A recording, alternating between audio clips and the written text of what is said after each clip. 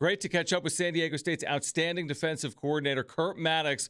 We are now just about 12 days in front of San Diego State against the University of Arizona at the brand new sparkling Snapdragon Stadium. We were there on Saturday. So was Kurt as he was getting his team ready again for 2 weeks from now. They have the scrimmage inside the stadium. And, Coach, we appreciate you joining us. What was Saturday like for you, getting a chance to coach inside Snapdragon Stadium for the first time? Yeah, well, I think it took my breath away initially just to get a chance to be up in the booth and see it, get a chance to be on the field and see the kids run around and get a chance just to do football stuff, and just for all that to come to fruition after 2 years of, year one being in COVID and going out for the last 2 years out at Dignity, just to come home in your backyard and to have a facility that looks the way it is. Again, hats off to JD and the athletic administration and everybody in San Diego for believing in JD and the plan that he has for us. We're just very thankful for such a beautiful stadium and look forward to putting out a great product for all the San Diego people to come watch. Yeah, we were there Saturday. We've been there before. The place is amazing. We cannot wait until September 3rd.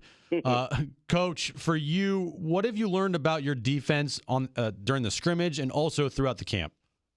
Well, I'll start out with number one is I think we're continuously learning about our senior leadership and starting up front with some of the guys, whether it be Jonah Tavai or Keyshawn Bates, what they are consistently bringing to the table. And their snap counts were maybe a little bit limited in the scrimmage, and that was on purpose from Coach Hoke as far as wanting to see some younger guys play. But just what they bring in on a daily basis, and then going to the second level with a Caden McDonald, a Michael Shawcroft, or a Cedric Lakalaka, what they bring to the table as far as years of experience, competition, playing in the Mountain West for a number of years, as well as playing multiple Pac-12 teams and understanding what it takes to be a San Diego State Aztec Warrior. And then finally into the back end, you talk about, Barfield and McMorris, guys that have played, a lot of snaps for us at different times in their careers, just what they bring to the table. Just excited about our senior leadership and what they have to bring and what they're bringing constantly on a daily basis. It's not just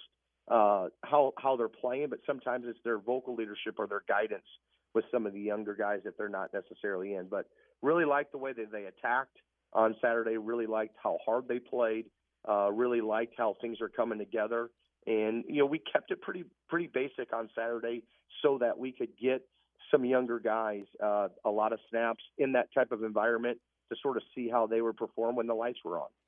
San Diego State's defensive coordinator Kurt Mattix with us right now, and John and Jim. Again, the Aztecs opener is less than 2 weeks away, Saturday, September 3rd at 12:30 on CBS. Also right here on Extra 1360, the opener of Snapdragon Stadium. You touched on this, Coach, but is it a delicate balance to make sure guys get work, but to also make sure guys stay healthy? How do you make those determinations? Well, that's a great question, and unfortunately, they do not have a book on that. Right. And so to try to follow the book as far as saying, hey, this is how you do it. And football is a contact sport, and so in a contact sport, there's bound to have injuries, and there's a difference between an injury and just being hurt. And so you have to be able to play through some dings and things like that happen on a daily basis within the game of football. But you also have to try to eliminate as many injuries that might hold them out for a limited time. And, again, going back to Coach Adam Hall and his preparation during the summer as far as getting our players as physically ready as you can, that can help eliminate some soft tissue injuries like hamstring injuries and, injuries that maybe cause them to be sidelined for a little bit. So I felt like we came into camp in great shape, and now it's just a matter of time, like you're saying, as we're 12 or 13 days away, starting to present, Arizona's game plan and Arizona's system versus, Coach Hecklinski's system, start seeing some different pictures and some different offensive structures so they can start getting ready for that, and then, slowly get ourselves ready for these next couple of weeks as we get ready for game plan-wise. Coach, where would you see that the defense needs not the most improvement, but areas of concern going into this season where you need to work more on before September 3rd? Sure, and I'll start with, in my opinion, I think we got to be better in the red zone. And, I said this earlier in the interview, I don't know if it was with you guys or somebody else, is I think our scoring average was good in the nation. But, versus the amount of times of snaps down in the red zone and points given away versus holding them to field goals and things like that, that's where I think is our number one goal this offseason. We have a couple wrinkles up our sleeves that we've been able to establish and have worked against Coach Heklinski and our offense, within that realm. And then number two, I would say just being better with tackle for losses. We're losing some pretty good, really good defensive player in Cam Thomas and, Trent, who was close to the ball at times, and even Hawk, Saguna Luby and Andrew Alecki, some really good players that really helped us in our tackle for losses and an aggressiveness that we could play with. So we're having to replace some people, and we're excited about, the future and the youth that we have coming. But we have to be consistent with that, when we're playing, opponent teams rather than, again, we spent 3 weeks or 2 weeks playing our own offense. So we're starting to get a good feel of what, our offense does. Now we have to get ready to what Arizona does, and then Idaho State does, and so on and so forth. Yeah, we've touched on, Arizona. I know you've mentioned them a couple of times. I know we're still 12 days out, but this is a team that obviously over the last couple of years has struggled when you look at wins and losses. But new quarterback, new skill guys, a lot of elite speed, I believe. I know you probably haven't seen a lot of them together on film probably because it's a whole new version of Arizona football. But what do you make of the challenges that they are going to present to you? Sure, and we're just sort of touching bases with them. We ended last – before we left for summer break, we always do sort of a 4-game breakdown before the summer starts, and then we're able to, hit it back up again towards the end of fall camp. But without question, they did a great job in recruiting and recruited several great players out of Servite, which is a premier high school, in California, as well as they were able to get a really top receiver from UTEP.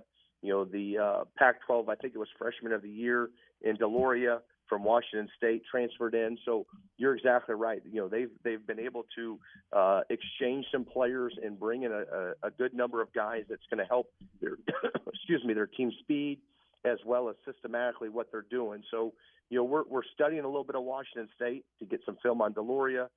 They have a really good young tailback out of Bosco, nicknamed Speedy Luke, so I'm sure he's fast if he's got a name named Speedy.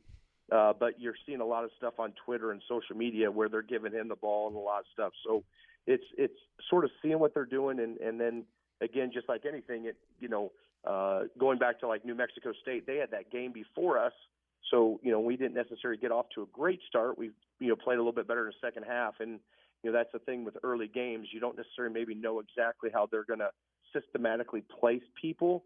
So we got to do a good job as a coaching staff to give them sort of who they are and what they can do, and then maybe make some adjustments as the game goes on. I'm sure you're probably sick of facing the Aztec offense every single day and want to get to face someone else, and then September 3rd can't come soon enough. But sure, facing the offense every day, how do they look? As you see them more than anybody. Sure, and I'm gonna be very vanilla when I compare some things, but I'm excited for what Coach Heklinski's done. I know our offensive staff has worked hard. All the players have worked extremely hard. I'm excited both not only for what our quarterback can do and what he's demonstrated this fall camp and even into the spring, but ultimately our running game. And I do believe we have some elite weapons on the edges with Jesse Matthews and Tyrell, just what they can do to stretch the field, and whether it be vertically or horizontally. And I don't know if there's a ball in the catch radius of Jesse that he can't make that catch on. He made a catch the other day, and I was like, there is no humanly way possible.